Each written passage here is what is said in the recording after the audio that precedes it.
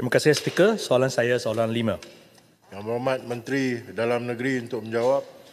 Terima kasih Yang Berhormat Dari Ketua. Sahabat saya Yang Berhormat Raub. Ada dua bahagian dalam soalan ini Yang Berhormat. Bagi menjawab bahagian A, satu penganjuran atau penyertaan perhimpunan aman dan tanpa senjata oleh warga negara.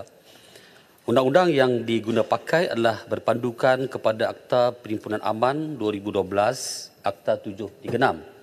Melalui akta ini, penganjur dikendaki mengemukakan pemberitahuan kepada pihak polis di Raja Malaysia dalam tempoh 5 hari sebelum tarikh perhimpunan. PDRM bertanggungjawab mengambil apa-apa langkah sebagaimana yang difikirkan perlu untuk memastikan perhimpunan yang dikendalikan dengan teratur mengikut Akta 736 dan mana-mana undang-undang yang bertulis yang lain. Berdasarkan Akta Perhimpunan Aman 2012 yang berhormat, permohonan permit yang dimaksudkan ialah pemberitahuan perhimpunan.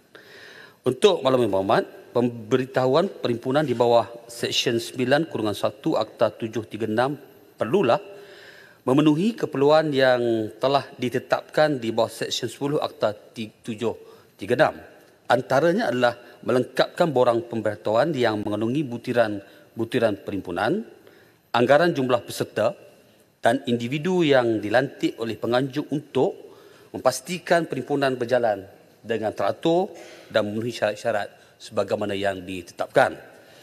Dan betul, bagi bahagian 2, pihak polis mempunyai kuasa di bawah Seksyen 15 Akta 736 untuk mengenakan syarat dan sekatan ke atas sebuah perhimpunan bagi memastikan keselamatan dan ketenteraman awam kekal terpelihara, termasuklah perlindungan kepada hak dan kebebasan orang lain. Terima kasih. Dua.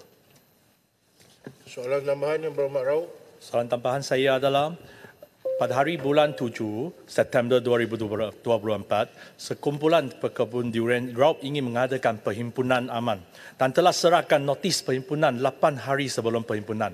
Tetapi Ketua Polis Daerah Raub menyatakan tiada kebenaran diberi kerana notis tidak dihantar 10 hari sebelum perhimpunan. Dan polis juga menyerukan orang awam supaya tidak menghadiri perhimpunan itu. Soalan tambahan saya adalah, mengapa masih ada sesetengah ketua polis daerah tidak menyedah perubahan notis perhimpunan telah diubah dari 10 hari ke 5 hari sebelum perhimpunan? Dan mengapa pihak polis boleh menyeru kepada pihak awam supaya jangan menghadiri ke perhimpunan awam sedangkan kebebasan untuk berhimpun telah dijaminkan dalam artikel 10 dan juga dalam Akta Perhimpunan Awam? Dan akhirnya, sekiranya pemilik tempat seperti pihak berkuasa tempatan mempunyai pendirian berbeza terhadap sesuatu isu dengan penganjur perhimpunan atau mempunyai konflik of interest dengan penganjur, pihak berkuasa tempatan sengaja tidak meluluskan tempat untuk perhimpunan awam, apa langkah penyelesaian boleh diambil untuk memastikan perhimpunan aman itu dapat dijalankan tanpa sebarang halangan? Sekian, terima kasih. Yang Berhormat Menteri. Berhormat kepada Ketua, saya tidak ada maklumat spesifik mengenai kes yang dimaklumkan tadi. Saya akan bagi secara bertulis maklumat kenapa perhimpunan itu tidak dibenarkan. Apapun, saya nak sebut bahawa kerajaan memberi hak dan kebebasan bersuara kepada rakyat di semua peringkat. Namun, kebebasan itu mestilah mematuhi peraturan-peraturan yang ditetapkan. Kita ada garis panduan dalam Akta Perhimpunan Aman ini yang membolehkan mana-mana pihak untuk mengadakan perhimpunan tetapi mestilah memenuhi syarat-syarat yang ditetapkan, termasuklah notis pemberitahuan tidak kurang daripada 5 hari sebelum perhimpunan itu dilaksanakan. Saya nak sebut di sini bahawa Yang Umat tadi sebut bahawa soal-soal kebebasan. Saya nak sebut bahawa perkara 10-1-B Perlembagaan Persekutuan menjamin hak kebebasan bersuara dan berhimpun.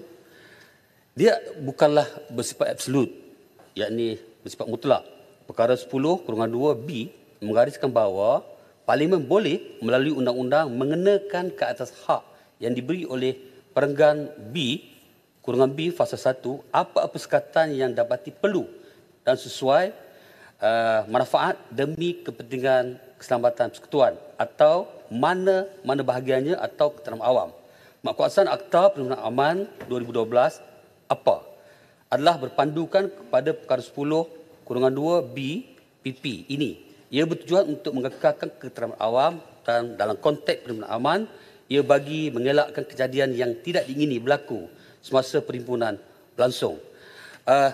Tindakan dan SOP yang diambil oleh PDRM ialah berdasarkan kepada peruntukan apa ini yang dipinda pada tahun 2019 sebenarnya Muhammad, dan termasuklah tempoh pemakluman. Perhimpunan dipendekkan daripada 10 pada 5 hari. Maklumat ini kita sebagaimana yang mungkin maklumat sebut tadi bahawa kenapa tidak dimaklumkan tentang perubahan ini. Apapun yang Muhammad, kita beri kebebasan untuk mana-mana pihak untuk melakukan perhimpunan, tapi tertakluk kepada peraturan. Maklumat spesifik saya akan bagi berdasarkan soalan tadi. Terima kasih Yang Berhormat.